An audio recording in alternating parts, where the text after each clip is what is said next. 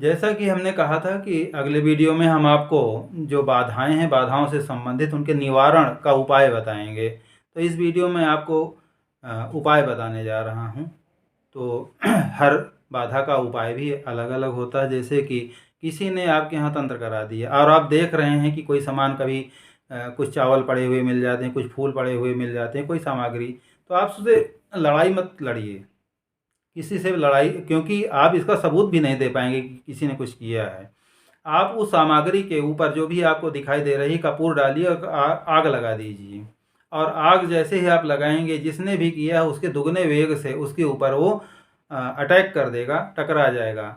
ऐसा आपको करना चाहिए, किसी से लड़ाई नहीं लड़ना चाहिए। और आपको लग रहा है कि किसी ने कुछ कर दिया है, उसका निवारण कैसे करें, तो आप अपने घर में सरसों के तेल का दीपक जलाई हनुमान जी के सामने और एक बजरंग बाण का पाठ रोज करना शुरू कर दीजिए। कितना भी तंत्र आपके कितना किया कराया हो, सब दूर हो जाएगा।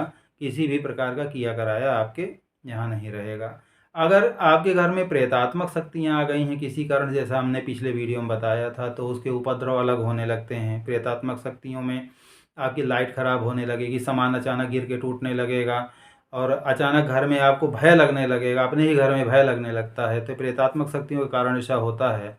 तो उनके लिए आप दुर्गा कवच का 1000 पाठ करवा सकते हैं, नारायण कवच का 1000 पाठ करवा सकते हैं, या हनुमान जी के मंदिर में आप स्वयं जा कर के लगातार आप बजरंग बाण का 1000 पाठ कीजिए और वहाँ हनुमान जी के ऊपर से किसी नदी का जल या शुद्ध जल 5 बार जय श्री राम कहते हुए उतार लाइए और अपने पूरे घर में छिड़किए। कितना भी प्रकार की प्रेत बाधा हो वो दूर हो जाएगी।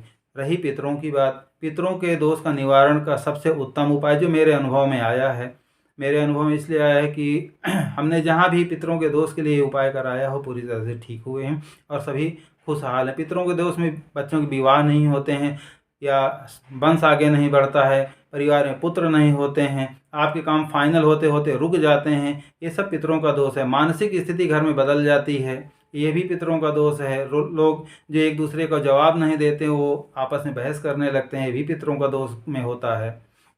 इसका निवारण सबसे अच्छा ये है कि आप त्रिपिंडी कराइए और त्रिपिंडी के बाद भागवत जी का मूल पाठ कराना चाहिए। मूल पाठ संस्कृत में होता है, प्रवचन में, प्रवचन वाले की बात नहीं कर रहे हैं, प्रवचन अलग होता है।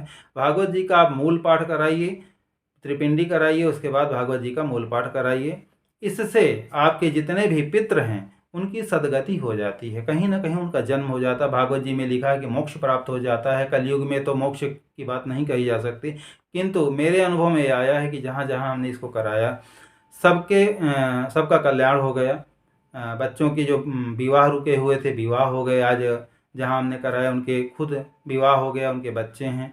संतानें नहीं हो रही थीं, संतानें होने लगीं, उनका वंश आगे बढ़ गया। जो उनके सारे काम रुक रहे थे वो भी सब हो गए। इस प्रकार त्रिपिंडी के बाद भागवत जी का पाठ कराने से बड़ा लाभ प्राप्त होता है। यह पितृदोष के कारण होता है। रही अगर कोई बात की ग्रह की बाधा है, तो ग्रह की बाधा में आप उपाय कर सकते हैं। जिस प्रकार की ग्रह की बाधा हो उस प्रकार का उपाय करना चाहिए।